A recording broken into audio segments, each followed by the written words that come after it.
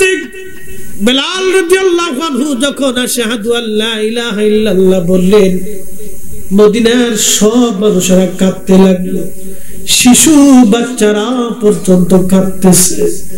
নবী বুঝে আসছে রে, নবী বুঝে আসছে। বেলালের মতো আশিক যদি আমরা হইতাম, বেলালের মতো আশিক যদি আমরা হই, জবানে কথা বলেন ঠিক কিনা?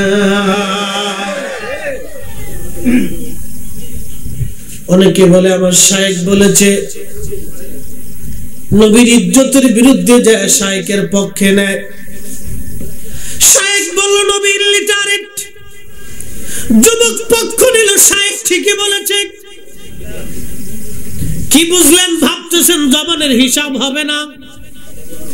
নামাজ পড়েন নাই, তওবা করলেন, আল্লাহ মাফ করে দেন, আমার ভুল হয়েছে, মাফ হয়ে যাবে। রোজা করেন নাই, সিজদায় পড়েছেন, আল্লাহ ভুল হয়েছে, মাফ হয়ে যাবে। হজ করেন নাই, সিজদার মধ্যে পড়ে কেঁদে দেন, আল্লাহ ভুল হয়েছে, মাফ হয়ে যাবে। মিথ্যা বলেছেন, সিজদার মধ্যে কেঁদে দেন, আল্লাহ মিথ্যা বলেছি, গুনাহ হয়েছে, মাফ হয়ে যাবে। জানা করে ফেলেছেন, সিজদার মধ্যে পড়ে যান, আল্লাহ ভুল হয়েছে, আল্লাহ মাফ করে দিবে। কিন্তু আল্লাহর রাসূলের ইজ্জতের বিরুদ্ধে কথা বললে খোদার কসম করে বলে দেয় মাহফিল সাক্ষী, আল্লাহর আদালতে তার জন্য এত ভয়াবহ হবে, কাবা শরীফের গিলাফ দিয়ে যদি কবর দেওয়া হয়, তারপরেও তার মাফের দরজা বন্ধ হয়ে যাবে। কথা বলেন ঠিক কিনা? পক্ষ নিলে নবীর পক্ষ নিতে হবে, রাসূলের পক্ষে নিতে হবে।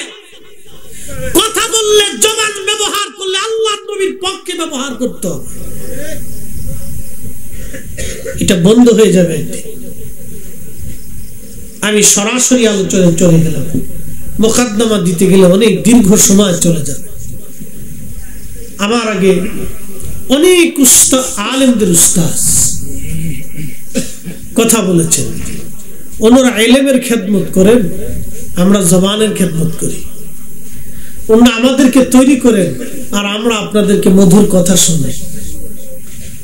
আমার একজন উস্তাদ ছিল, বুখারী শরীফ পড়াইতো, 40 বছর ধরে সে হাদিস পড়াইছে। তা আমার মাদ্রাসার প্রিন্সিপাল হুজুর ওনার সামনে হাদিস পড়তে ভয় পাইতেন। উনি এত বড় জায়গিদ আলেম ছিলেন, কোন কোরআনের হাফেজ যদি আয়াতে তেলাওয়াতে ভুল করতেন তা ধরে ফেলতেন। উনি হাফেজ ছিলেন, আরবি গ্রামার এতই মানে মুখস্থ ছিল, এতটাই কণ্ঠস্থ ছিল, যিনি গ্রামার দিয়ে ধরে ফেলতেন তোমার এখানে ভুল হয়েছে।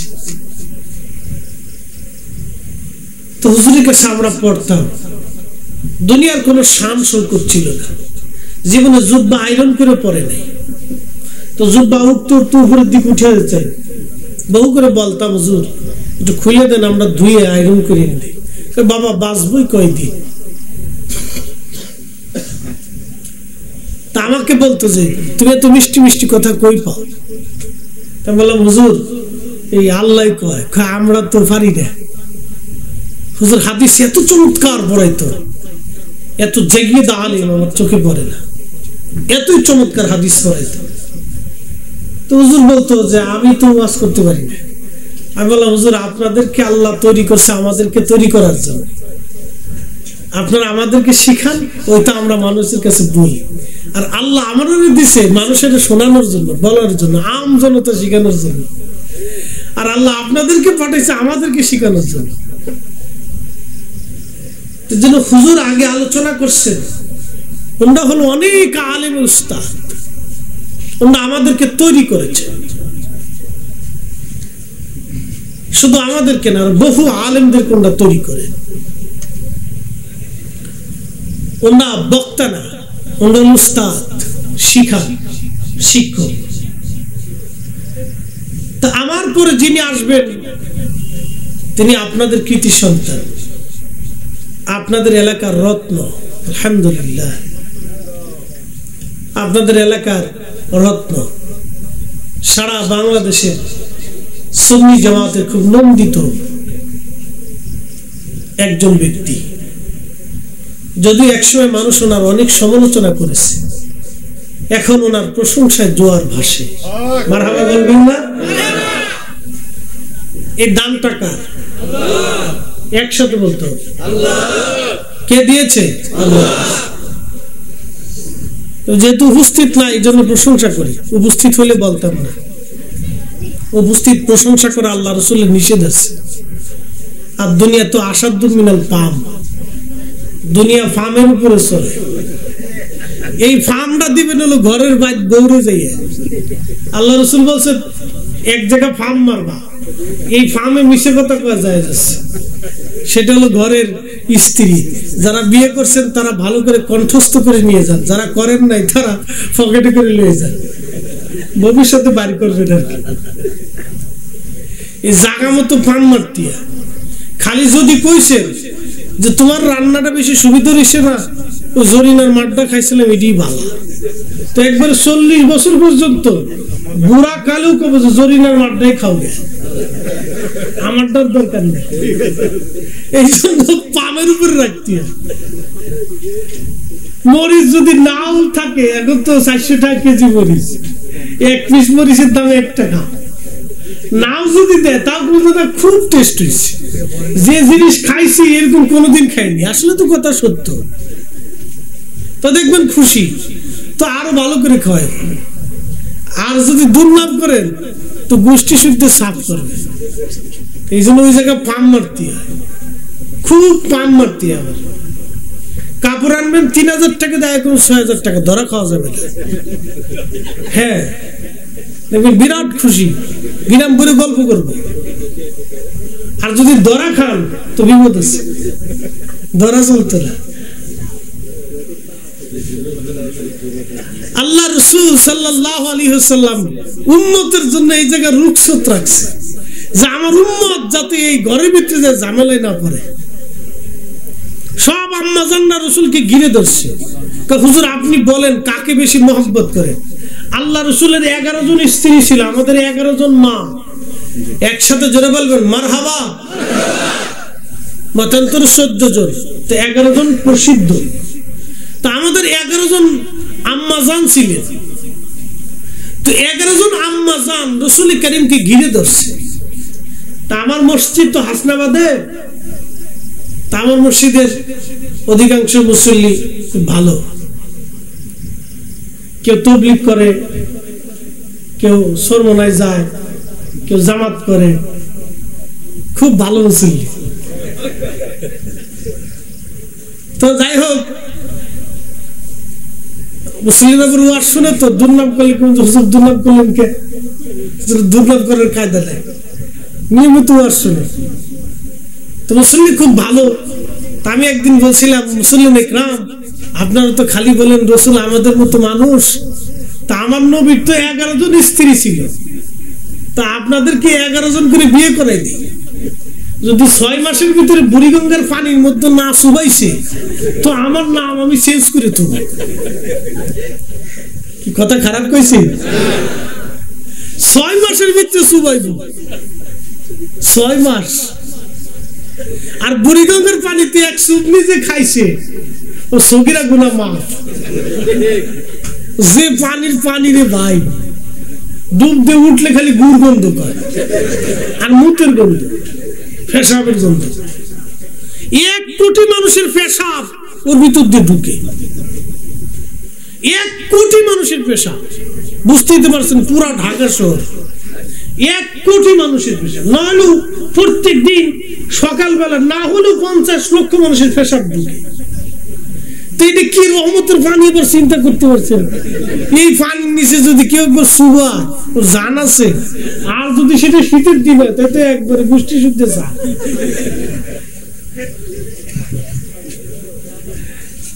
প্রিয় ভাইরা আমার, আল্লাহর হাবিবের বিবিগণ, আমাদের মা জননীরা ঘিরে ধরেছে। হুজুর বলবেন কি, বলবেন কি আপনি কাকে মহব্বত করেন? আম্মা জান সবাই যখন বলছে নবীজি মিশা কথা তো আর বলতে পারে না, ডেকে বললেন বিবিরা কাল সকালবেলা ফজরের নামাজের পরে বলবো আমি কাকে বেশি মহব্বত করি। কবি বলেছিলেন নিম তিতা তেঁতুল তিতা, তিতা পানের জ্বর, তার সাথে অধিক তিতা 203-এর ঘর রে, 203-এর ঘর। যার 2 বউ আছে এর জ্বালার শেষ নেই। এটা দুনিয়ার থেকে জাহান্নাম দিকে গেছে। আমি চিন্তায় থাকি যে বেহেশত যায় ওকে ঝগড়া বাঁধায় কিনা আল্লাহ জানে। পুরে জ্বালা। আমার বিবি সাহেব আজকে করতেছে তুমি কি আবার অন্য বিয়ে থার চিন্তা করছো নাকি? আমাকে না, তুমি তো আমার খুব দরিদ্র বাইন্দা রাখো, ওই দুনিয়ার থেকে যতদিন জিন্দা আছি দ্বিতীয় বিয়ে এই জাহান্নামটাই নিয়ে আনার চিন্তা মাথায় নাই, এই চিন্তা মাথায় নাই। বাংলাদেশে 2 বিয়ে চলে না। আল্লামা নুরুল ইসলাম ফারুক এসব মারা গেছে, আল্লাহ বেহেশত নসিব করুন, শহীদ হয়েছে।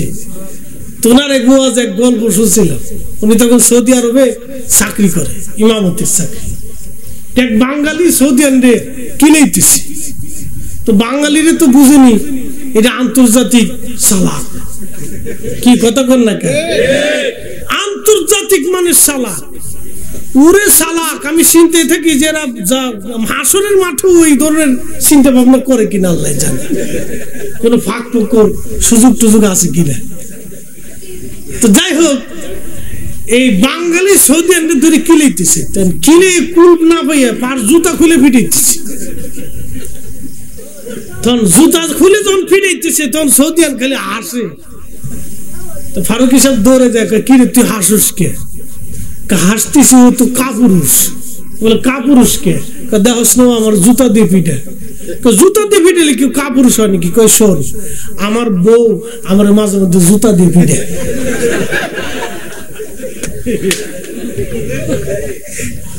আমার বউ আমার মাঝে মধ্যে জুতা দিয়ে পিঠে। তো আমার বউ তো বেড়ি মহিলা, ও জুতা দিয়ে যখন পিটাইতেছে তোর হাসতেছি। ঘিরে ধরছে মা জননী, সবাই যখন ঘিরে ধরেছে নবীজি বললেন সকালবেলা বলবো। আল্লাহ নবী রাত্রিবেলা এশার নামাজের পরে টুপলা ভরে খেজুর নিলেন। খেজুর নিয়ে আল্লাহর হাবিব আম্মা জানের আয়েশা রাদিয়াল্লাহু আনহার ঘরে গেলেন। একটা খেজুর দিয়ে বলেন, আয়েশা রে আমি তোমাকে মহব্বত করি। মনোযোগ দিয়ে, যার 2 বউ আছে হেতা বেশি করে মনোযোগ দিয়ে। আল্লাহ রাসূল বলছে যার 2 স্ত্রী ভিন্ন চোখে দেখে, কিয়ামতের মাঠে আল্লাহ পাক তাকে প্রতিবন্ধী করে উঠাবে। খুব কঠিন। বিয়ে করবেন, বড়টারে ঘরে থুয়ে যাবেন আর ছোটটালে মার্কেট করবার যাবেন, তা চলবে না। ছোটটা সুন্দর এর লেগে ওই বড়টারে ঘরে থুয়ে ছোটটারে হানিমুনে যাবেন, তা চলবে না। আল্লাহ রাসূল বলেছেন কারো স্ত্রী যদি 2 জন থাকে, ওই লোক যদি 2 স্ত্রীকে ভিন্ন চোখে দেখে, সমান ভাবে যদি তাদের অধিকার রক্ষা না করে, কিয়ামতের মাঠে এই উম্মতকে আল্লাহ রাব্বুল আলামিন প্রতিবন্ধী বানাইয়া, ল্যাংড়া খোরা অন্ধ বুবা বানাইয়া হাসরের ময়দানে হামাগুড়ি দেবাইয়া এই ল্যাংড়াই তোরা হাসরের ময়দানে উঠাবে আল্লাহ। বিয়ে যত মজা তত সাজা, ও গোষ্ঠী শুদ্ধি ল্যাংড়া করে দিবেন আল্লাহ। হ্যাঁ, বিয়ে করবো 2-3 ও চলবেন না। আল্লাহর হাবিব ডেকে বলে সাহাবীরা রে, বিবিরা রে, কালকে সকালবেলা আমি বলবো আম্মা জান আয়েশার ঘরে যায় একটা খেজুর দিয়ে বলেন, আয়েশা তোমারে আমি মহব্বত করি। আম্মা জান সাউদার ঘরে গেলেন, সাউদারে আমি তোমাকে মহব্বত করি। উম্মে হাবিবার ঘরে যায় বললেন, উম্মে হাবিবা রে আমি তোমাকে মহব্বত করি। আম্মা জান সালমার ঘরে গেলেন, সালমা রে আমি তোমাকে মহব্বত করি। এইভাবে 11 জন স্ত্রীর ঘরে যে নবীজি সবাইকে একটা করে খেজুর দিলেন। সকালবেলা ফজরের নামাজ পড়ে সব বিবির আম্মা জান আয়েশা সিদ্দিকের ঘরের ভিতরে এসে জমা হয়ে গেলেন। ফজরের নামাজ পড়ে হুজুর আসছে, নবীজি বলেছিলেন আজ আপনি বলবেন আপনি কাকে মোহাব্বত করেন ইয়া নবী আল্লাহ, বলুন কাকে বেশি ভালোবাসেন। নবীজি মুস্কি হাসি দিয়ে বললেন কালকে এশার নামাজের পরে যারে খেজুর দিছি আমি তারে ভালোবাসি। জোরে বলবেন কি মারহাবা। আম্মাজান আয়েশা কা আলহামদুলিল্লাহ, আম্মাজান উম্মে হাবিবা কা আলহামদুলিল্লাহ, উম্মে সালমা কা আলহামদুলিল্লাহ। আম্মাজান সাউদা তিনি ছিলেন একবারে বুড়ি, চামড়াগুলি ঘুষাই গেছে, চামড়া ঘুষাই গেছে, বুড়ি ছিলেন, হেউ কা আলহামদুলিল্লাহ। একজন বুড়ি যার চামড়া ঘুষিয়ে গেছে, চেহারার কোন সৌন্দর্য লাবণ্যতা কিচ্ছু নাই, তাকেও নবী বিয়ে করেছে। আমার দেশের একদল আছে নাস্তিকতাবাদে বিশ্বাসী, কলেজ ইউনিভার্সিটিতে পড়ে আমার দেশের ছেলেরা নাস্তিকতার দিকে ঝুঁকে যাচ্ছে।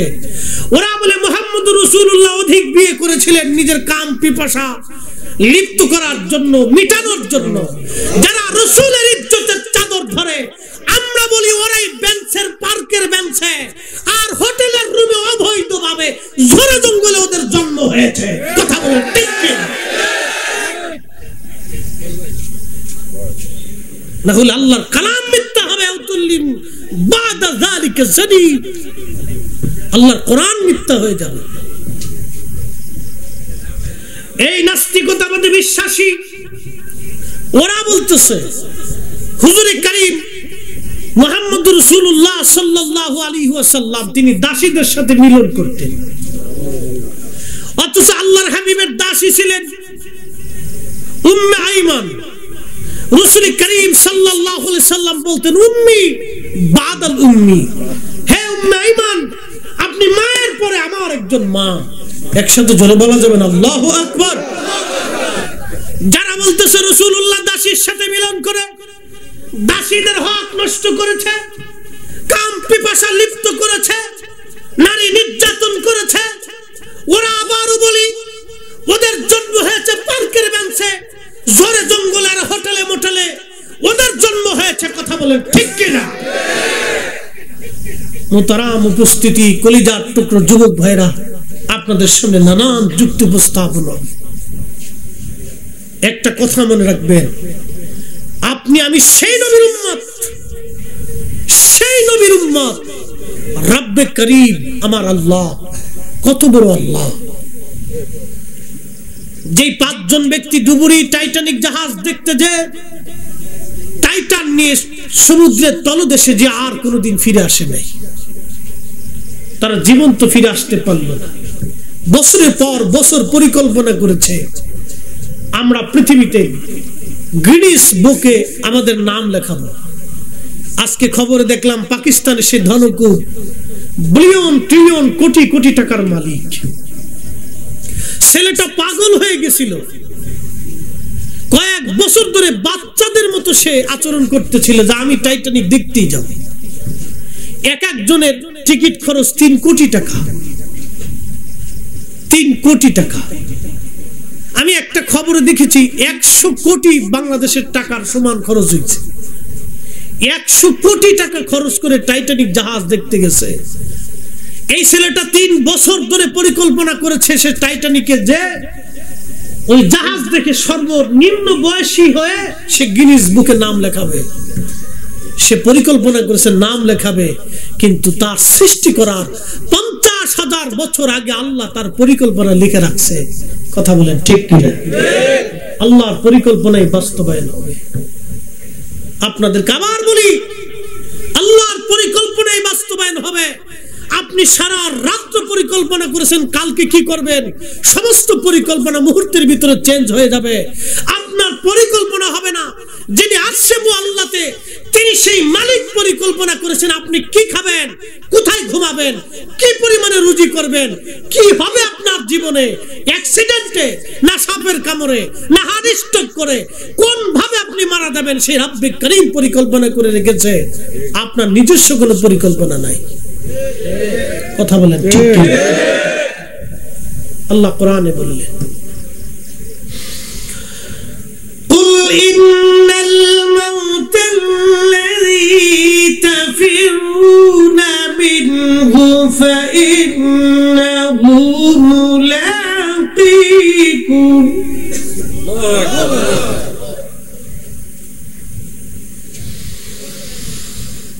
ثم تردون إلى عالم الغيب والشهادة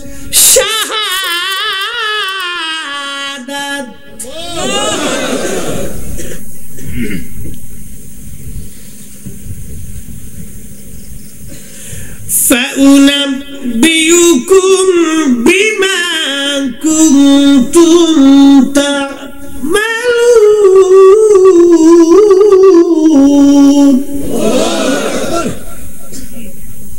কারবানি নাস্তিকরা বলে আল্লাহ বলে কিছু নাই ওদের কথা শুনলে প্রত্যেকটা শরীরের লোম খুব খারিয়ে যায় আল্লাহ রাসূল নিয়ে তারা কি পরিমাণে বাজে মন্তব্য করে আপনি শুনলে আপনার বমি এসে যাবে মনে হবে যে ওর জন্মটা কুত্তায় জন্ম দিছে ওকে এত পরিমাণে বাজে শব্দরা ব্যবহার করে মুহতারাম উপস্থিতি শক্ত শব্দ ব্যবহার করতে আজকে বাধ্য হলাম 1450 বছর আগে কোরআন নাযিল করে আল্লাহ জানিয়ে দিলেন হাবিব আমার বান্দাদেরকে জানান আকাশ সপ্ত জমিন আর সপ্ত আসমান যেখানে আমার বান্দা লুকাক না কেন যাক না কেন পৃথিবীর গভীর সমুদ্রের তলদেশ ৩৬,০০০ ফিট গভীরতা সেখানে কোনো মানুষ যে টিকতে পারবে না সমুদ্রের পানি এত পরিমাণে চাপ যে সেখানে শক্ত লোহা পর্যন্ত সেখানে মিসমার হয়ে যাওয়ার সম্ভাবনা থাকে সেই কঠিন জায়গাও আল্লাহ রাব্বুল আলামিন সৃষ্টি রচনা করেছেন কীট পতঙ্গ তৈরি করেছেন বিজ্ঞানীরা আশ্চর্য হয়ে গেল এখানেও কীট পতঙ্গ কি করে বাঁচে যে হাজার হাজার ট্রিলিয়ন বিলিয়ন পানির চাপ সমুদ্রের গভীরে সেখানেও কীট পতঙ্গ বেঁচে আছে রব্বে কারীম তিনি সেই রব তিনি বলতেছেন এই সমুদ্রের গভীরেও যদি আমার বান্দা লুকায় তারপরেও হাবিব আপনি বলে দেন মৃত্যু তার সাথে মোলাকাত করবে মরণ তার সাথে মোলাকাত করবে মরণ তার সাথে মোলাকাত করবে ফাউনাব্বিউকুম অতঃপর সে এমন একজন আমি মালিকের কাছে ফিরে আসবে আমি তার প্রকাশ্য অপ্রকাশ্য সব জানি ফাউনাব্বিউকুম বিমা কুনতুম তা'মালুন সে জীবনে কি আমল করেছে আমি আল্লাহ পাক তাকে সব কিছু সেই দিন দেখায় দিব জানায় দিব সে মালিকের নাম কি হয় না আরেকটু জোরে বলবেন কে আজও পর্যন্ত কি আল্লাহর কথা মিথ্যা হয়েছে মরণ থেকে কেউ পালাইতে পেরেছে নাস্তিকরা বলে আল্লাহ বলে কিছু নেই মানুষের বিবেকটা কতটুকু নিচু হলে এই অবস্থা হয় হযরত ইব্রাহিম খলিলুল্লাহ আলাইহিস সালাতু ওয়াস সালাম যখন নমরুদের কাছে দাওয়াত দিতে গেলেন মেসেজ নমরুদ তুমি এক আল্লাহর ইবাদত করো নমরুদ জবাব দিল রে ইব্রাহিম তোমার আল্লাহর ক্ষমতা কি ইব্রাহিম আলাইহিস সালাম বললেন আমার আল্লাহর ক্ষমতা জিন্দা থেকে মুর্দা বের করেন মুর্দা থেকে জিন্দা বের করেন তিনি বাঁচাইতেও পারেন মারতেও পারেন তুখরিজুল হাইয়া মিনাল মাইয়িতি ওয়া তুখরিজুল মাইয়িতা মিনাল হাই আমার আল্লাহ জিন্দা থেকে মুর্দা বের করেন মরণ থেকে আমার আল্লাহ জিন্দা বের করেন হযরত ইব্রাহিম কে নমরুদ ডাক দেয় বলে ইব্রাহিম ওই কাজ তো আমিও পারি বলে কেমন দেখাও তো দেখি তুমি জিন্দা মুর্দা কেমনে করো নমরুদ বলল জেলখানার জেলার জি জাহাপনা জেলখানা থেকে নাও তার মানে নমরুদ বুঝতে পারছে আমার 14 গোষ্ঠীর পক্ষেও সম্ভব হবে না আমার সারা জীবনেও সম্ভব হবে না 1000 বছর সে পৃথিবীতে বেঁচে ছিল 400 বছর পৃথিবীতে রাজত্ব করেছিল নমরুদ বলতেছে ইব্রাহিম তোমার এই সমস্ত তালবাহানা কথা চলবে না তুমি আমাদের মূর্তি ভেঙেছো তোমাকে আগুনের মধ্যে পুড়িয়ে মারবো সারা পৃথিবীর মানুষ সেই দিন কাঠ জোগাড় করলো বিরাট বড় গর্ত খনন করে আল্লাহর খলিলকে আগুনের মধ্যে ফেলানোর পরিকল্পনা করলো মহিলারা মানত করলো যদি আমাদের মানত পুরা হয় তাহলে আমরা ইব্রাহিমের আগুন জ্বালানোর জন্য কাঠ জোগাড় করে দিব। এইভাবে তারা কাঠ জোগাড় করলো আল্লাহর খলিলকে আগুনে পোড়ানোর জন্য।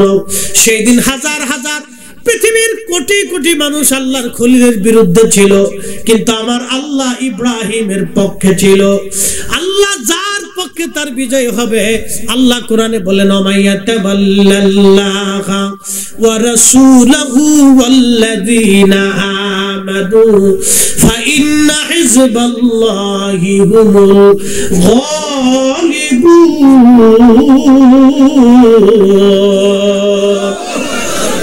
আল্লাহ বললেন আমি আল্লাহকে যারা অভিভাবক মানলো, আমার রাসূলকে যারা অভিভাবক মানলো, আমার ওলিদেরকে যারা অভিভাবক মানলো, আল্লাহ পাক ডাক দিয়ে বলেন আমি আল্লাহকে যারা ওলি মানলো, আমার রাসূলকে যারা ওলি মানলো, এবং আমার মুমিন ইমানদার কামেল আমি আল্লাহর ওলিদেরকে যারা ওলি মানলো, আমার আল্লাহ বললেন ফাইন্না হিজবাল্লাহ, তারা আল্লাহর দল, হুমুল গালিবুন, অবশ্যই আল্লাহর দল বিজয় হবে। এখন আমার দেশে এক দল আছে, আল্লাহ মানে নবী মানে ওলি মানে না, আল্লাহ মানে নবী মানে মাযহাব মানে না, আল্লাহ মানে নবী মানে ইমাম মানে না। তার মানে বোঝা গেল যারা আল্লাহ মানবে, নবী মানবে, ইমাম মানবে না, ওলি মানবে না, তারা হিজবুল্লাহ আল্লাহর দল হতে পারে না। এরা হলো শয়তানের জামাত, ইহুদিদের দালাল। কথা বলেন ঠিক কি না? সন্দেহ সন্দেহ নাই। এগুলো আর এক প্রকারের দালাল। আবার নতুন আর এক দালাল বেরিয়েছে, আহলে কোরআন। নাম দিছে কোরআন মানি, হাদিস মানি না। যারা রাসূলের কথা মানে না, কোরআন মানে কিন্তু নবীর কথা মানে না, কালাম মানে কালামুল্লাহ মানে কিন্তু রাসূলের হাদিস মানে না, ওরা হলো ইহুদিদের দালাল। আসতে বললেন কেন? জোরে বলে। যদি সন্দেহ করেন তাহলে আপনার ঈমান নষ্ট হয়ে যাবে। আকাশ ভেঙে যাবে, পৃথিবী পুড়ে যাবে, সাগর শুকিয়ে যাবে, আল্লাহর কালাম পরিবর্তন হবে না। আল্লাহ বলেন মা আতাকুমুর রাসূলু ফাখুযু, আমার নবী যেটা করেছেন, করার অনুমতি দিয়েছেন, মনসম্মতিও আছে, ও আমার বান্দারা সেটা তোমরা করো। ওয়া মা নাহাকুম আনহু ফান্তাহু, আমার নবী করেন নাই, করার অনুমতি দেন নাই, মনসম্মতিও দেয় নাই, তোমরা সেটা ছাড়ো। আল্লাহর কোরআন বলে আমি আল্লাহ মানবা, আমার নবী মানবা, ওয়া উলিল আমরি মিনকুম, উলুল আমর হুমুল ফুকাহা ওয়াল উলামা মানবা, ফুকাহা ইকরাম মানবা, উলামা ইকরাম মানবা, আউলিয়া ইকরাম মানবা, ওয়া কুনু মা'আস সাদিকিন। কুরআন আল্লাহর জবান বলে আমার সাদিকিনদের সঙ্গে তোমরা হবা, আমার সালি আমার ওলিদের সোহবতে যাবা, তাদের মজলিসে বসবা, তাদের কাছে তোমরা বসবা, তাদের কাছ থেকে ইলম তোমরা শিখবা, তাদেরকে ভালোবাসবা। নবী বলেন তাদের দর্শে বসবা, তাদের কাছ থেকে দ্বীনের ইলম তোমরা নিবা। আল্লাহ বললেন, নবী বললেন, আল্লাহ নবীর কথাকে যারা ডাইভার্ট করে ওরাই হলো ইহুদিদের দালাল। কথা বলেন ঠিক কিনা? সন্দেহ নাই। মুহতারাম, আমি কোরআন থেকে বলতেছি, হাদিসের দলিল দিল ওরা বলে জাল হাদিস, আল হাদিস, সহিহ হাদিস, জয়ীফ হাদিস, ওরা বলে আমার মাকতু হাদিস, বিভিন্ন কথা ওরা মুরসাল টুরসাল দিয়া ফেরাউনকে পানির মধ্যে চুবিয়েছে। আল্লাহ রাব্বুল আলামিন দেখেন, আল্লাহ বান্দাকে সুযোগ দিয়ে দেন, কিন্তু আল্লাহ পাক চিরদিনের জন্য ছেড়ে দেন না। রাব্বুল কারীম ছেড়ে দেবে না। কথা বলে ঠিক কি? ছেড়ে দেবে না, আল্লাহ অবশ্যই ছেড়ে দেবে না। ওরা বলতেছে তোদের আল্লাহ কি করবে, আবার আল্লাহ কি করতে পারে এটা ওদের বোঝা উচিত। কি করতে পারে ওরা ওদের টাইটান থেকে বোঝা উচিত, টাইটানিক থেকে বোঝা উচিত। টাইটানিকের নির্মাতা বলেছিল এই জাহাজ কোনোদিনও ডুবার না, কখনো এই জাহাজ ডুববে না, কোন ঝড়ে ডুববে না, কোন তুফানে ডুববে না, এটা অজেয় অপরাজেয়। কিন্তু আল্লাহ বলেন না, তোরা সিদ্ধান্ত করেছিস, পরিকল্পনা করেছিস টাইটানিক জাহাজ ডুববে না, এটা অপরে যেও ওয়াজেও এটা কখনো ডুবার না, কিন্তু আমি মালিক প্রথম ধাক্কায় ডুবাই দেব। আল্লাহু আকবার, জোরে বলেন না, হয় না, আরো জোরে বলেন, আরো জোরে। বাস্তব না অবাস্তব? বাস্তব। যেটা ডুবার ছিল না সেটা আগে ডুবে গেল, কিন্তু যেটা ডুবার ছিল সেটা এখনো সমুদ্রে ভেসে আছে। আল্লাহু আকবার। প্রিয় ভাইরা আমার, এই জন্য আল্লাহ রাব্বুল আলামিন কোরআন শরীফে একটা কথা আল্লাহ পাক বান্দাকে বলেন, ওয়াতাফাক্কারুনা ফি খালকিস, সেই দিন সব মানুষ তাকে আগুনের মধ্যে পোড়াইতে নিয়ে গেল। কেন? তার দোষ কি? তার একটা দোষ, সে কেন এক খোদার দাওয়াত দেয়, কেন লা ইলাহা ইল্লাল্লাহ কালেমার দাওয়াত দেয়। আল্লাহর নবী 40 বছর ধরে মক্কার মানুষের কাছে ছিলেন আলামিন, বিশ্বস্ত। যখন কালেমার দাওয়াত দিলেন তখন আল্লাহর নবী হয়ে গেলেন শত্রু, মিথ্যাবাদী। কিন্তু 40 বছর ধরে ওই মক্কার মানুষ থেকে আলামিন বলল, বিশ্বাসী বলল, বিশ্বস্ত বলল।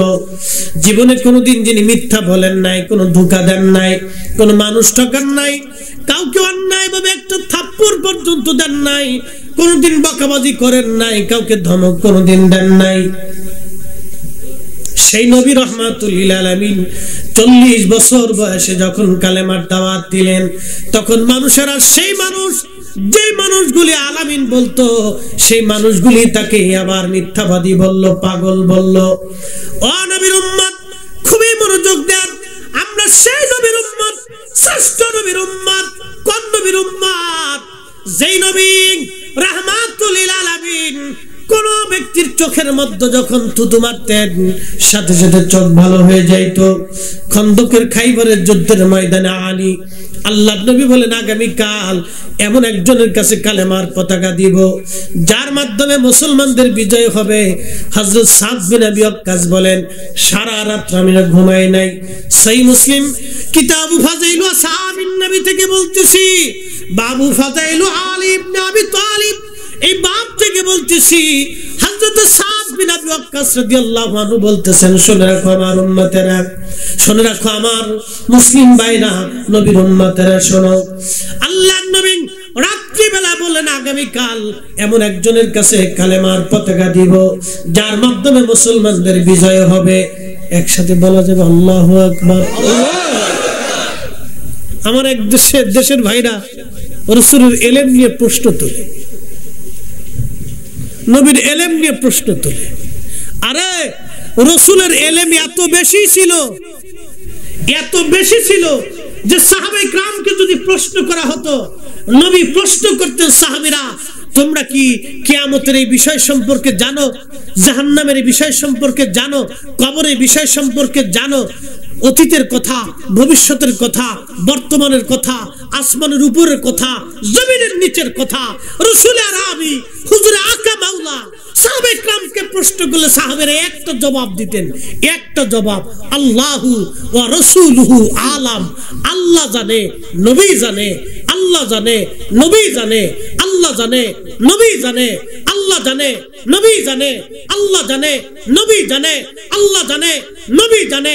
আমরা সুন্নিরা বিশ্বাস করি আল্লাহর পরেই যিনি জানে তিনি নবী জানে। কথা বলেন ঠিক না?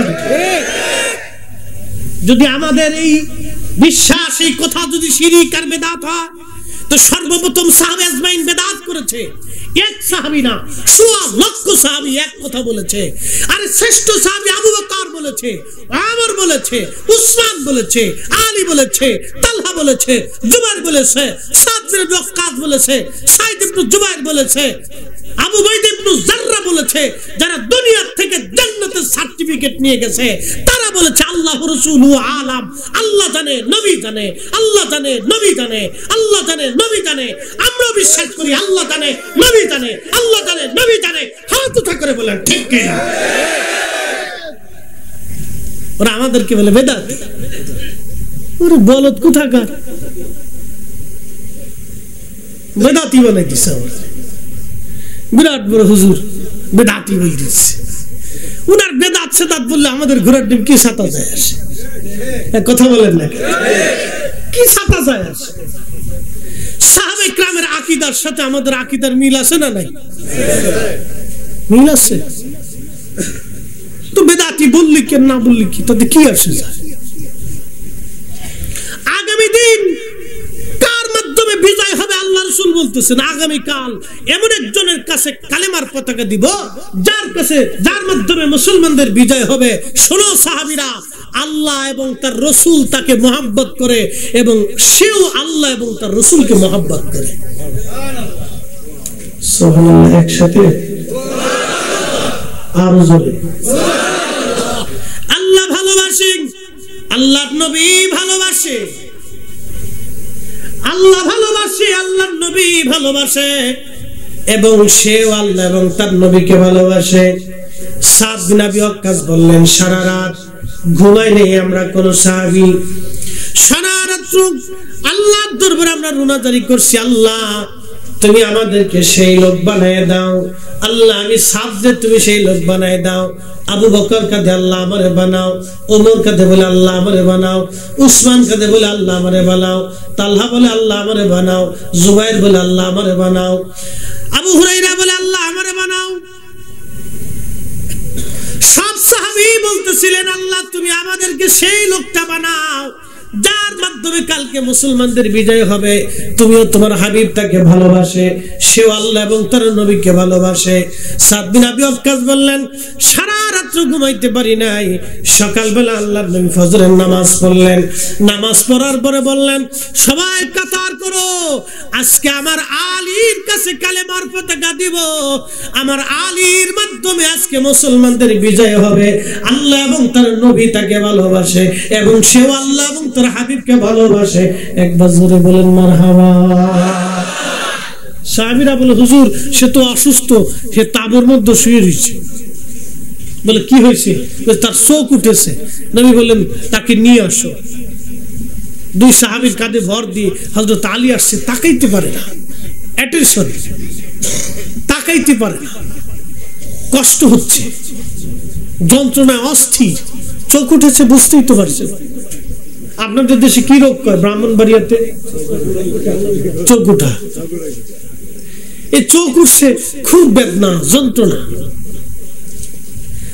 আল্লাহর নবীর দরবারে হযরত আলী আসছে। নবীজি বললেন, আলী রে, আজকে তোমার হাতে কালেমার পতাকা দিব, তোমার মাধ্যমে মুসলমানদের বিজয় হবে, খাইবার দুর্গ জয় হবে। একসাথে বলা যাবে আল্লাহু আকবার। এবার দেখেন কোরআন কি বলে, ওয়ামা তাদরি নাফসুম মাযা তাকসিবু গাদা।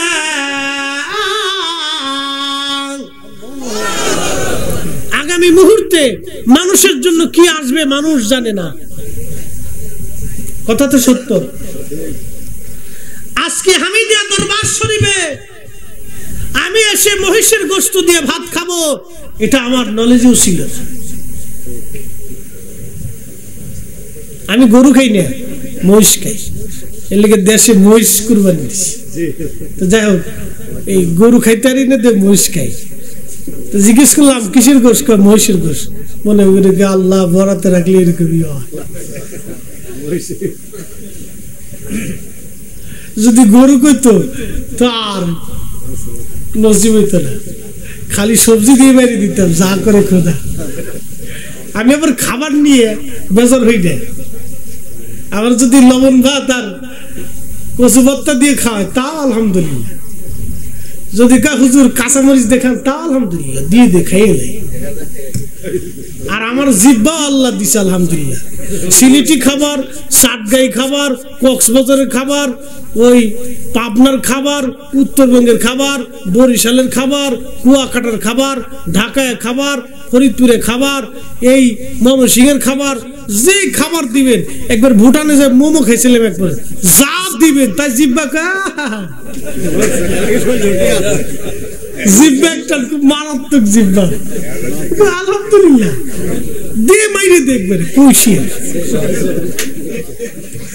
অনেকে খান, এটা খাইতে ভালো লাগতেছে, মেরে দে।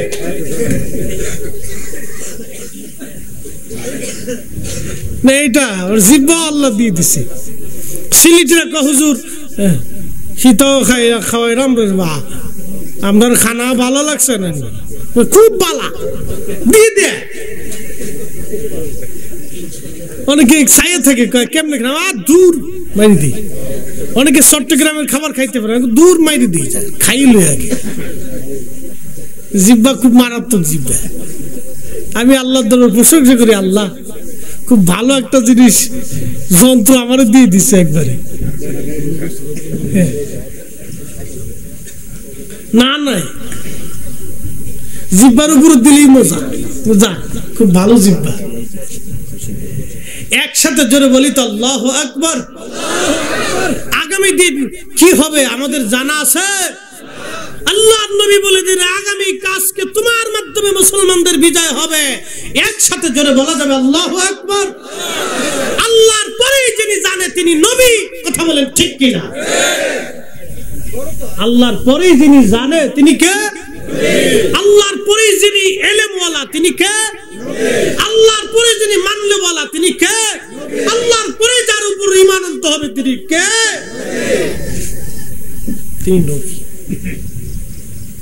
এই রাসূল নিয়ে প্রশ্ন, একদল আছে বুকে হাত বেঁধে নামাজ পড়ে, আসে না? বাস শিক্ষের একটা দিয়ে বসছি।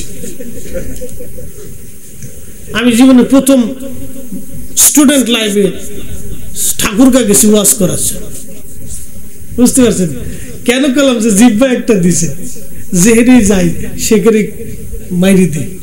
তো খাবার আছে না ঠাকুরকার খাবার, একবারে সীমান্তবর্তী এলাকা। প্রথমে দিছে ডাল, কি দিছে?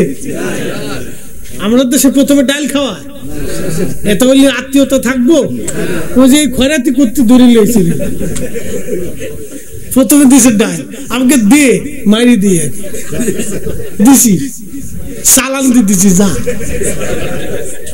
তারপরে দেখি অন্য অন্য তরকারি, আমাকে দাও, মাইরি দিছি যাও। গরুটা খাইলে এটা একটা ঝামেলা, অ্যালার্জি আছে। এটা আগে খাইছি, মারছি খুব। কাল আলী রে তোমার মাধ্যমে আজকে বিজয় হবে, ঝান্ডা নাও। বলি ইয়া রাসূলুল্লাহ আমার চোখ উঠেছে, প্রচন্ড বেদনা, অসুস্থতা, আমি বিছানা থেকে উঠতে পারি না, তাকাইতে পারি না। আল্লাহর নবী বলেন আলী তোমার চোখ আমার কাছে দাও। চোখ দেয়া হলো হযরত আলী রাদিয়াল্লাহু আনহুকে। আল্লাহর নবীজি থুতু মোবারক চোখের মধ্যে মেরে দিলেন। আল্লাহু আকবার। এত বড় হায়ার অ্যান্টিবায়োটিক ওষুধ পৃথিবীতে আজও পর্যন্ত আবিষ্কার হয় নাই, পৃথিবীতে আজও পর্যন্ত আবিষ্কার হয় নাই। বিজ্ঞান বলে আমরা ধর্ম মানব বিজ্ঞান দিয়া, ইসলাম বলে না বিজ্ঞান দিয়া ধর্ম হয় না, বরং ধর্ম দিয়া বিজ্ঞান বুঝতে হবে। কথা বলেন ঠিক কিনা? আমি বিজ্ঞান দিয়ে ধর্ম বুঝতে যাবো কেন? যদি বিজ্ঞান দিয়ে ধর্ম বুঝতে চাই তাহলে বলুন পৃথিবীর কোন হায়ার অ্যান্টিবায়োটিক ওষুধ মারার সাথে সাথে চোখ ভালো হয়ে গেল, এক সেকেন্ড তো দেরি হলো না। একসাথে জোরে বলা যাবে আল্লাহু আকবার।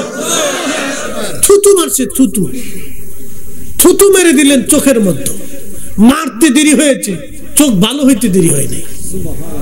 সুবহানাল্লাহ। বাড়ি যে কই আমরা যদি থুতু মারি হুজুর চোখ কানা হয়ে যাব। যে বেটাকে রসুল আমার মতো, ওর থুতু মারলি তো ওর চোখ শেষ, একবারে চোখের উপর মনে করছে চোখে টাটা মারছে। হ্যাঁ, মানুষের থুতুর ভিতরে কিন্তু প্রয়োজন থাকে। আমি বলে দিই, সকালবেলা ঘুম থেকে উঠবেন, একটা মেডিসিন দিয়ে দিই, গ্যাকোজিমা ওষুধ। যারা ঘুমাইছে একটু ধাক্কা দেন, কারণ এটা হলো কবিরাজি চিকিৎসা দিতেছি। খালি ওয়াজ করলে হবে, কবিরাজি চিকিৎসা মেরে দিয়ে যায়, সুরের সারা জীবন মনে রাখবেন। অনেকে চুলকানি হয় না, হতেই পারে, চুলকানি টুলকানি হয়ে যায়, দেখা যায় যে অনেক সময় ওষুধে সারে না। আপনার জন্য চমৎকার একটা ওষুধ আজকে দিয়ে যায়। সকালবেলা ঘুম থেকে উঠার সাথে সাথে বাসি থুতু থাকে মুখে, এই বাসি থুতুটা বের করে ওই জায়গায় একটু চুলকায় মেরে দিবে, গ্যাকোজিমা মলমের সেই তো কাজ করে দিবে। হ্যাঁ, তাহলে বুঝেন আপনার থুতুর ভিতর কি পরিমাণে পয়জন। এই জন্য আল্লাহ রসুল 1450 বছর আগে বলেছে, উম্মত ঘুম থেকে উঠার পর আগে কবজি পর্যন্ত হাত ধোবা, তারপরে ওযু করবা, কুলি করবা, মেশক করবা। একসাথে বলবেন না মারহাবা। ঘুম থেকে উঠার পরে এগুলি করবা। আর আমাদের দেশে এখন নতুন আল্টারনেট মেডিসিন সিস্টেম নতুন বেরিয়েছে, কামলা বেটি চা বানায় তুই আসে সার শা খানো, ঘুম থেকে উঠে চা মাইতেছে। কি বলদের বলো। 1450 বছর আগে রসুল শিক্ষা দিলেন, উম্মত আগে মেশওয়াক করো, পরিষ্কার করো, ওযু করো, কবজি পর্যন্ত হাত দাও, ওযু করো, ফ্রেশ হও, তারপরে খাবার খাও। একসাথে জোরে বলা যাবে না আল্লাহু আকবার। আরে 1450 বছর আগে তো বিজ্ঞান আবিষ্কার হয় নাই, কিন্তু আমাদের নবী বিজ্ঞানী 1450 বছর আগে শিখিয়ে দিয়ে গেছে, তোমার এই বাসি থুতুর ভিতরে থাকবে পয়জন, এটা খাইলে তোমার রোগ বাড়বে, এটা পেটের ভিতরে গেলে তোমার রোগ জন্ম হবে। আরে নবী বিজ্ঞান দিয়ে নবী চিনবো না, নবী দিয়ে বিজ্ঞান চিনবো। কথা বলেন ঠিক কিনা? নাস্তিকরা বলে আমরা বিজ্ঞান দিয়ে ধর্ম চিনতে চাই। ওরে বিআক্কেল কোথাকার। আচ্ছা বলেন তো, বিজ্ঞান দিয়ে যদি ধর্ম চিনতে চান, তাহলে রাসূল করিম হযরত আলী চোখের মধ্যে থুতু মারলেন, চোখ সাথে সাথে ভালো হয়ে গেল। কোন বিজ্ঞান দিয়ে আর মেডিসিন দিয়ে বুঝাবেন বলে? নবী গ্রেট, নবী শ্রেষ্ঠ। এই নবীর ইজ্জতের চাদর যারা ধরবে, ও বুকে হাত বেঁধে নামাজ পড়ে, ওরা বলে রাসূল আমাদের মতো। এই জন্য নবীর জীবনে ভুল হইতো। যারা বলে রাসূলের জীবনে ভুল হইতো, ও হলো ইহুদিদের দালাল। সন্দেহ? যারা বলে সন্দেহ। ওই যে বুকে হাত বেঁধে নামাজ পড়ে, 8 টাকার তারাবি পড়ে, 12 রাকাত চুরি করে ফেলছে, ও জুতা চোরে সেই তো মারাত্মক চোর। খালি ঠিকের উপরে ঠিক। আরে মসজিদে জুতা চুরি হয় না? তোকার হয়। তোকার জুতা কেরা নিছে? কুত্তায় মানুষই লিয়ে গেছে। মসজিদে জুতা চুরি হয়। এক মুসল্লি আবার ঢাকায়, অত 4-5 হাজার মুসল্লি, একজন একা হুজুর, ওগুলো কি ব্যাপার? জুতা চলে গেছে।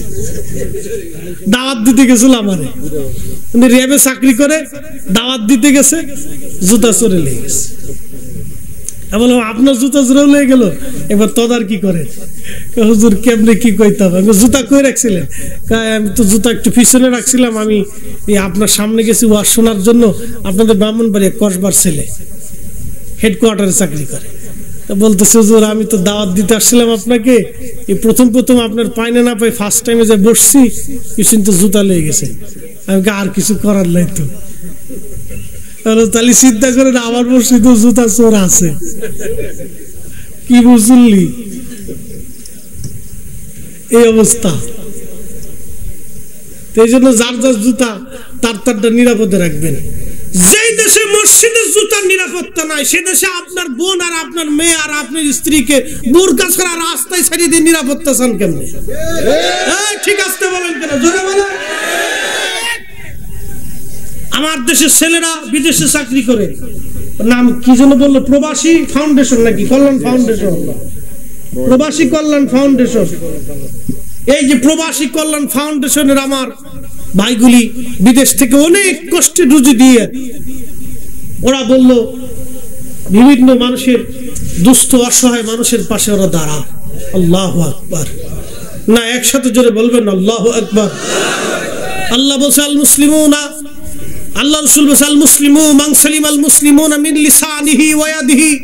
তিনি প্রকৃত মুসলমান, যার জবান ও হাত থেকে আরেক মুসলমান নিরাপদ থাকে। অর্থাৎ এক মুসলমান আরেক মুসলমানকে যখন নিরাপত্তা দিবে, খাবার দিবে, ওষুধ দিবে, চিকিৎসা দিবে, তার মেয়ের বিবাহের ব্যবস্থা করে দিবে, তাহলে বুঝা গেলে এটাই হলো ইসলামের সঠিক কাজ। কথা বলে ঠিক কিনা? আমার এই প্রবাসী ভাইগুলি তাদের জীবনের অনেক কষ্টের টাকা, যে ছেলেটা দেশে জীবনে কোনোদিন এই কাজ করে নাই, বাপের হোটেলে খাইছে, আর বাপে টাকা দিলে মোটরসাইকেল একটা কিনে রাস্তা বের খেলে ভ্রুম ভ্রুম ভ্রুম ভ্রুম করে, ওদের জ্বালা গাড়ি চালাইতে পারি না। আজকে একটা গাড়ির সামনে এসে পড়ছে,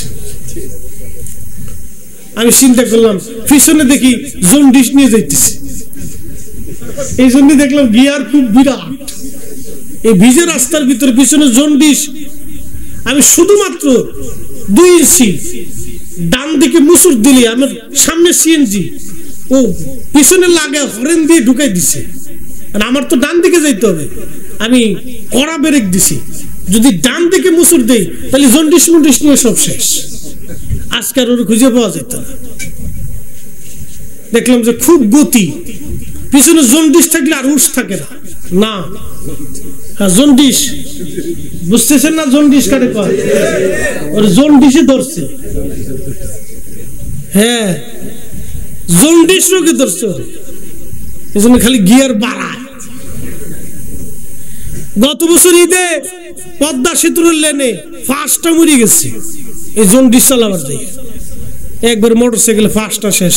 তারপরে যে সরকার আইন করে দিল আর তোরা মোটরসাইকেল নিয়ে যাইতে পারবি না, এবছর আইন করে দিছে একবারে 60-এর উপর উঠাইলে মামলা হয়ে যাবে, যা আর ঢুকতে দেবো না, সব ভদ্র হয়ে গেছে। কি খুকা কিচ্ছু বুঝে না, খালি একটু পিটপিট করে চালা।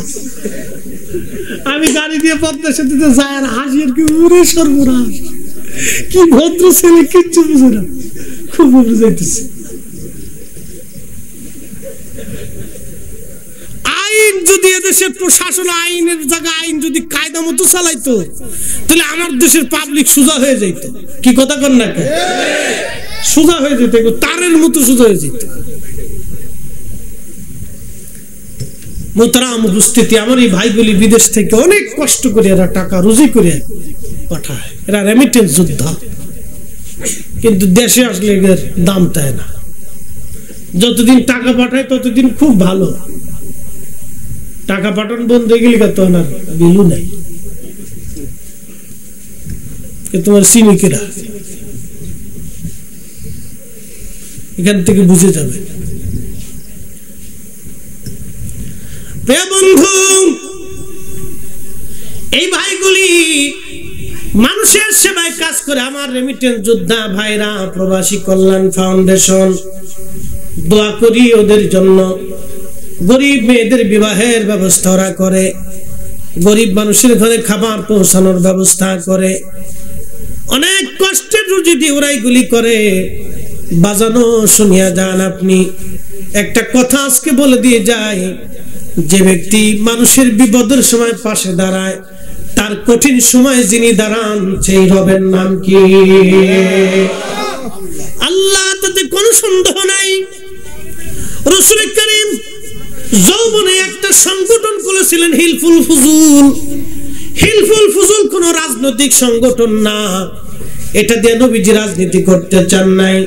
এই সংগঠনটা ছিল আত্মমানবতার সেবায়, মানুষের কল্যাণে এই সংগঠন আল্লাহর নবী করেছিলেন। তবে আপনাদের এলাকার যুবকদের প্রশংসা করা লাগে, ওরা বিদেশে থাকুক আর দেশে থাকুক, যে অবস্থায় থাকুক, ওরা ব্যবসা বাণিজ্য যাই করুক, আপনাদের ব্রাহ্মণবাড়িয়ার ছেলেরা যুবকদের একটা গুণ আছে, এরা বিভিন্ন সংগঠন করে, এরা মাহফিল করে, আলেম ওলামা দাওয়াত করে, এরা মানুষদেরকে ধর্মের কথা শোনায়, হকের কথা শোনায়। এটা কিন্তু একটা ভালো গুণ। যেই ছেলেটা একবারে নামাজ পড়েও না, সারা বছর নামাজ পড়ে না, প্যান্ট শার্ট পরে বক কাটিং, তারপরেও দেখবেন ও মাহফিলের জন্য দৌড়ায়, এটা একটা ভালো গুণ। আস্তে একদিন করতে করতে এক সময় ওই দেখা যাবে ওই মাহফিলের সভাপতি হয়েছে, ওই একদিন দেখা যাবে নবীর সৈনিক হয়ে দাঁড়ায় গেছে, ওই ইসলামের ঝান্ডা নিয়ে, আল্লাহর নবীর সুন্নিয়তের পতাকা নিয়ে ওরা এক সময় মাঠে ময়দানে ঝাঁপায়া পড়বে। কথা বলেন ঠিক কিনা? এটা ভালো গুণ, এটা ভালো গুণ, কাজ ভালো। সুরতে এখনো জুব্বা পাঞ্জাবিতে আসে নাই, কিন্তু নীতিতে অটল। এরকম বহু যুবক আছে। কি কথা কন না? খালি জুব্বা গায়ে দিলেই নীতিতে অটল হয় না। শুধু আমাদের কথা বলে যাব তা না, প্যান্ট শার্ট পরে গঠন করেছিলেন। আপনারা এইভাবে আত্মমানবতার সেবায় সংগঠনগুলিতে আপনারাও জয়েন করবেন। খালি বিদেশিরাই থাকবে, দেশিরা থাকবে না তা না। দেশি বিদেশি যারা আছেন সবাই আত্মমানবতার সেবায় মানুষের প্রয়োজনে পাশে দাঁড়াবেন। এটাই হলো ইসলামের কাজ। হযরত খলিফাতুল মুসলিমিন এই কাজগুলি করেছেন, তারা মানুষের পাশে দাঁড়িয়েছেন। আল্লাহর নবী উম্মতের জন্য 6টা নসিহত রেখেছেন, 10টা নসিহত, 6টা উপদেশ রেখেছেন আমার উম্মতেরা। এক মুসলমান আরেক মুসলমানের জন্য 6টা হক, তার ভিতরে একটা হক হলো এক মুসলমান অসুস্থ হলে আরেক মুসলমান তার সেবা করবে, তার দেখভাল করবে, তার ওষুধ খাদ্যপত্র চিকিৎসা ব্যবস্থা করবে। কিন্তু আমার দেশে তা হয় না, আমার দেশে চিকিৎসার ব্যবস্থা নাই, আমার দেশে এইগুলি করা হয় না। আমি মাঝে মধ্যে বলি, হজে গিয়েছিলাম, উমরা গিয়েছিলাম, এক হাজী সাহেব 8 বার মক্কায় গেছে, মদিনায়। আমি বললাম, কাকা কয়বার আসছেন? বলে 8 বার। শাশুড়ি নিয়ে আসছেন? 8 বারই আনছি। কত খরচ হয়েছে? 20 লাখের উপরে। আমি বললাম, 20 লাখের উপরে আপনি খরচা করলেন কি জন্য? বলে আল্লাহ নবী পাওয়ার জন্য। আমি বললাম, কাকা একবার আসছেন তাও ভালো, আবার আসছেন তাও ভালো, আবার আসছেন তাও ভালো, 3 বার আসতেন, বাকি 5 বারের টাকা দিয়া আপনার দেশে সদর হসপিটাল আছে না? বলে হ্যাঁ। আমি যাই বলবেন, কাকা যায় দেখবেন কত মানুষ অসুস্থ অবস্থায় আছে, কত মা টাকার অভাবে ওষুধ কিনতে পারে না, কত বাবা টাকার অভাবে সন্তানের চিকিৎসা করাইতে পারে না।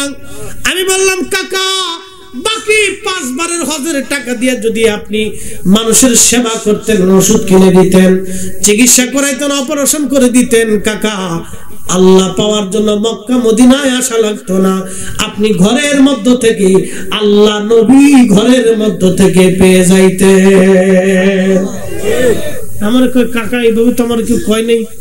আমাকে হ্যাঁ, তা তো বলবে না। আমি বললাম, বলবে না কি জন্য জানেন? আপনি হজে আসলে ওনার লাভ আছে, আপনি বারবার আসবেন তাতে ওনার লাভ, আপনি বলবে কেন? আমি বললাম, সদর হসপিটালে যায় দেখবেন বহু বহু মা টাকার অভাবে ওষুধ কিনতে পারে। আমি বললাম, 20 লক্ষ টাকার উপরে খরচ করেছেন আপনি শুধু আল্লাহ নবী পাওয়ার জন্য। 40 ওয়াক্ত নামাজ মদিনায় নামাজ পড়ার জন্য আপনি পাগল হয়ে আসছেন, অসুস্থ অবস্থায় হুইল চেয়ারে মদিনায় নামাজ পড়ার জন্য আসছেন, নবী খুশি করার জন্য। নবীর উম্মত বাড়িতে খাবার পায় না, নবীর উম্মত চিকিৎসার ওষুধ পায় না, নবীর উম্মত ঘরে থাকার জায়গা পায় না, নবীর উম্মত ধুকে ধুকে মরে, নবীর উম্মত না খেয়ে থাকে, নবীর উম্মত রমজানে এই পচা গলা খেজুর খেয়ে ইফতার করে, আর নবীর উম্মত এই আলু ভর্তা দিয়ে ভাত দিয়ে পচা গলা দিয়ে সেহরি খায়। নবীর উম্মত এইটা খায় রোজা রাখে, আর আপনি নবী পাওয়ার জন্য মদিনায় এসে কাঁদতেছেন। এইভাবে নবী পাওয়া যাবে না।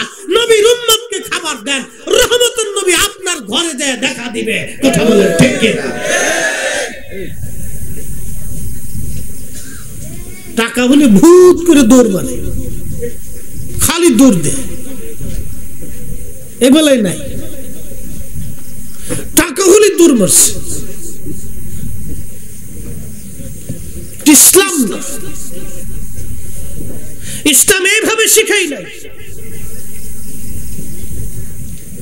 হযরত আলী রাদিয়াল্লাহু আনহু, উনাকে যখন শহীদ করা হলো, শহীদ করার পরে হযরত আলী রাদিয়াল্লাহু আনহু ওনার জানাজার নামাজ নিয়ে যাওয়া হচ্ছে। এক খ্রিস্টান মেয়ে অন্ধ দৌড়ায় আসে হযরত আলী রাদিয়াল্লাহু আনহুর মসজিদে কুফা সেন্ট্রাল মসজিদের পাশে দাঁড়ায় দাঁড়ায় কাঁদে। কষ্ট হচ্ছে আপনাদের?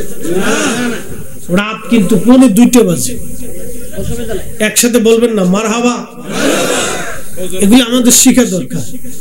আমার ভাইরা যে কাজ করতেছে তো দারুণ কাজ, অনেক ভালো কাজ, যেটা আমার দ্বারা হয় নাই, সেটা আমার এই দাড়ি ছাড়া যুবকই করছে।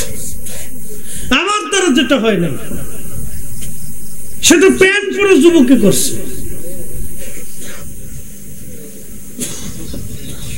এগুলি প্রশংসনীয় কাজ, ভালো কাজ, ভালো কথা বলতে হবে।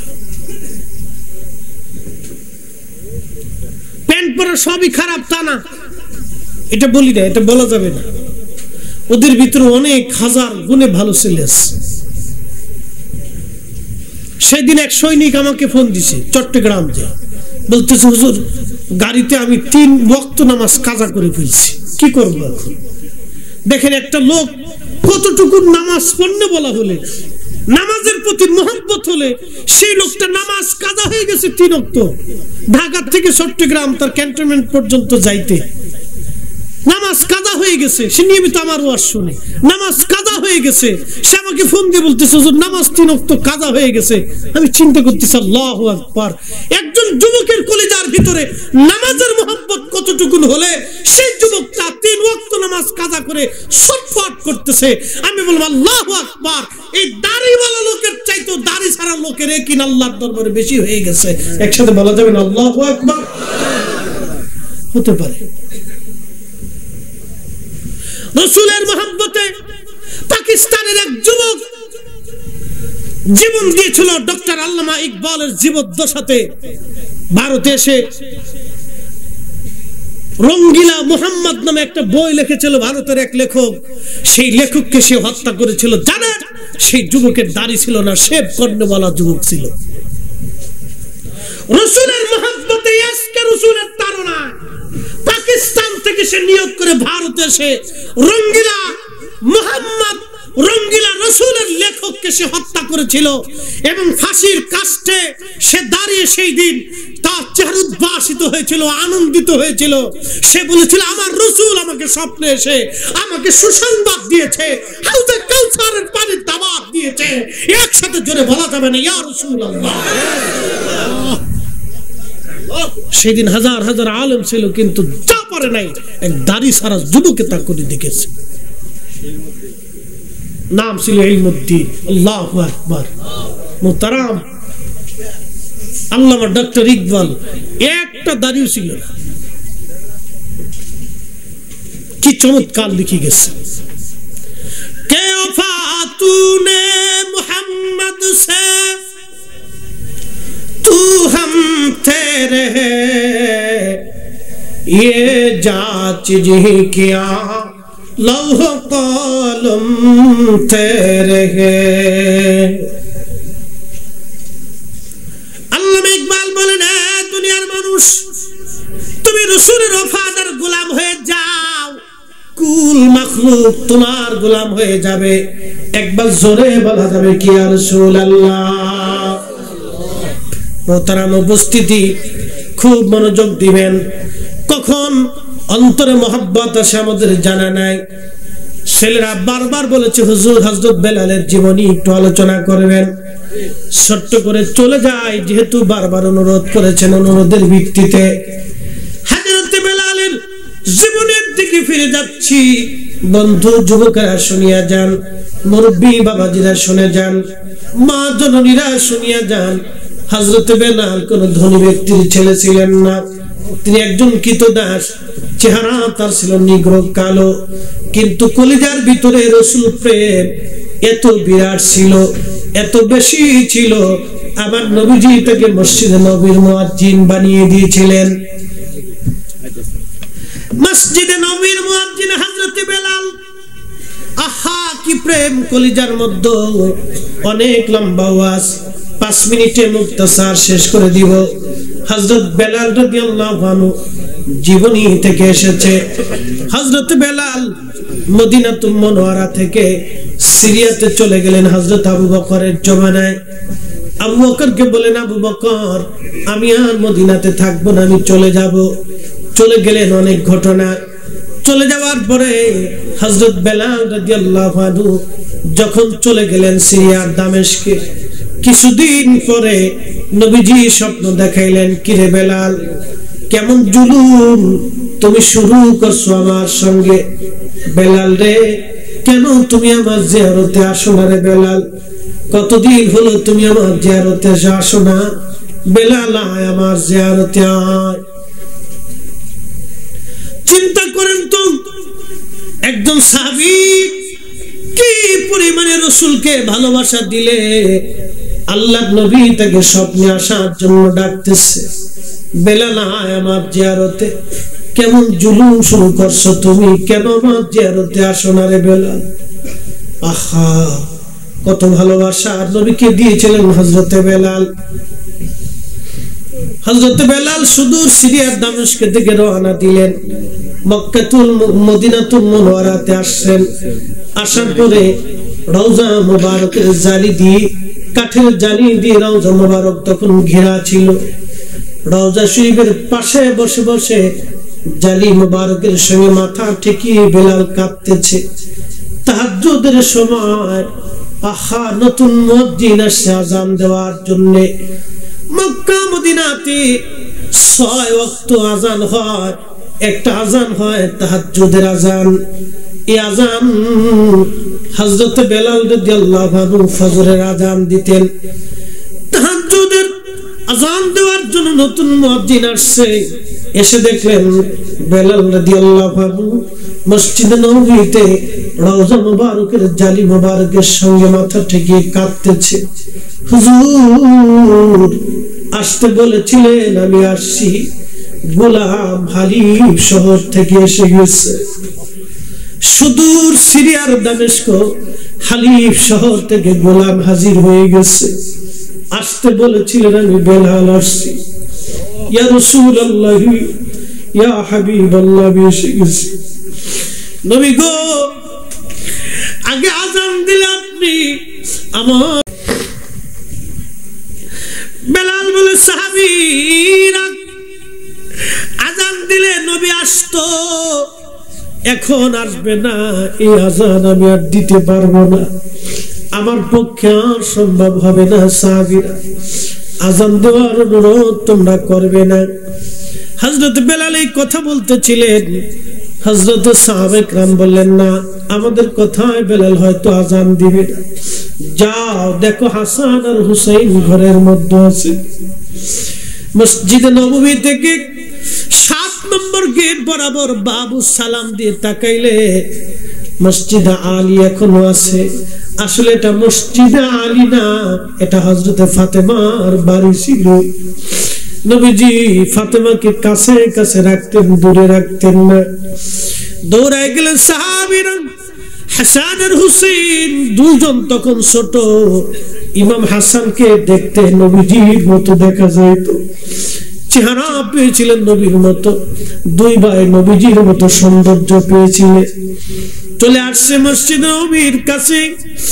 হযরত বেলাল হাসান আর হুসেইনকে দেখে নিজের আবেগ আর ধরে রাখতে পারেন নাই। রওজা শরীফ থেকে উঠে বেলালের বুকে, হযরত হাসানের বুকের মধ্যে মাথা ঠেকে বেলাল রাদিয়াল্লাহু আনহু চোখের পানি ফেলে ফেলে কাঁদতেছিলেন। একবার ইমাম হুসাইন রাদিয়াল্লাহু আনহু বুকের মধ্যে মাথা ঠেকায় কাঁদতেছিলেন। ইমাম হাসানের বুকের মধ্যে মাথা ঠেকায় কাঁদতেছে। সমস্ত নীরবতা ভেঙে ইমাম হাসান বললেন, নানার মুয়াজ্জিন যে কণ্ঠ দিয়ে লাহান দিয়ে নানার আযান শোনাইতা, নানার মুয়াজ্জিন যাও ওই কণ্ঠ দিয়ে আমাদেরকে একবার আযান শুনিয়ে যাও। হযরত বেলাল ইমাম হাসানের কথা ফেলতে পারলেন না, দৌড়ে চলে গেলেন মিনারাতে। যেই মহিলার ঘরের ছাদের উপরে দাঁড়িয়ে আযান দিতেন, বনু নাজ্জার গোত্রের মহিলার ঘরের ছাদ উঁচু ছিল। দৌড়ে চলে গেলেন সেই ছাদে, আযান শুরু করলেন, আল্লাহু আকবার, আল্লাহু আকবার। সারা মদিনার রন্দে রন্দে আযান ছড়িয়ে গেল।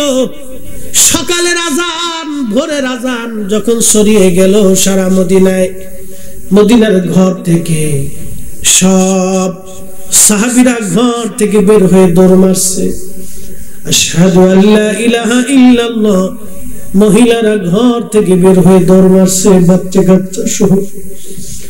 মদিনার মানুষের মধ্যে রব উঠলো, নবী কি ফিরে আসছে রে, নবী কি ফিরে আসছেনি, বুঝি নবী বুঝি ফিরে আসছে, নবী বুঝি ফিরে আসছে রে,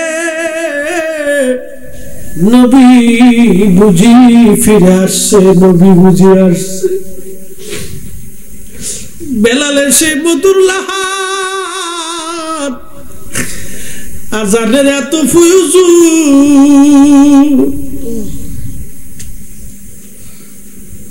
এতই মধুর আযান ছিল। নবীর সাহাবী, নবীর মুয়াজ্জিন, আশহাদু আল্লা ইলাহা ইল্লাল্লাহ। মদিনার সারা মদিনার মানুষ ডুকরে ডুকরে কাঁপতে লাগলো। আল্লামা ইমাম তাকিউদ্দিন সুবকি রাহমাতুল্লাহ আলাইহি ইমাম কিরমানি শরহে বুখারীর মধ্যে তিনি বিস্তারিত লিখেছেন। ও বন্ধুরা, খুবই মনোযোগ।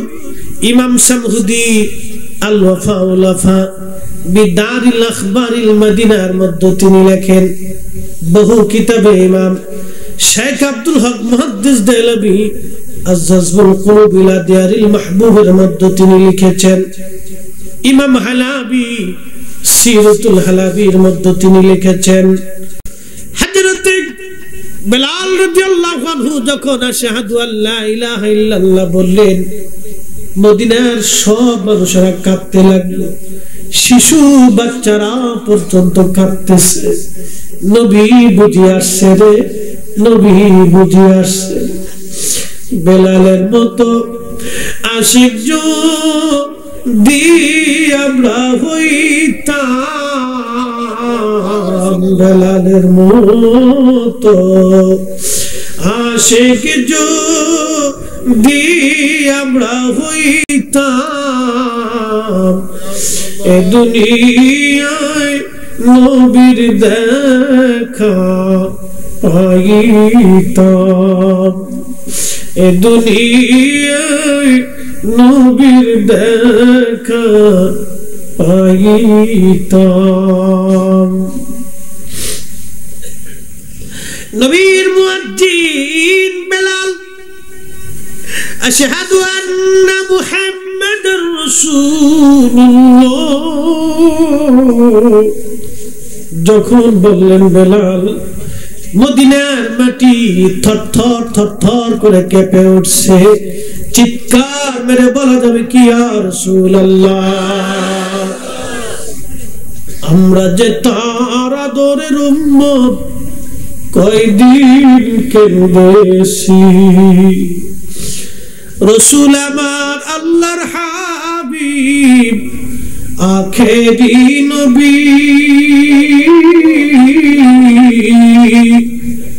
আমরা যে তার আদরের উম্মত, উম্মতের করলাম কি, আমরা যে তার আদরের উম্মত, কয়দিন কেঁদেছি। রাসূল আমার আল্লাহর হাবিব, আখেরি নবী,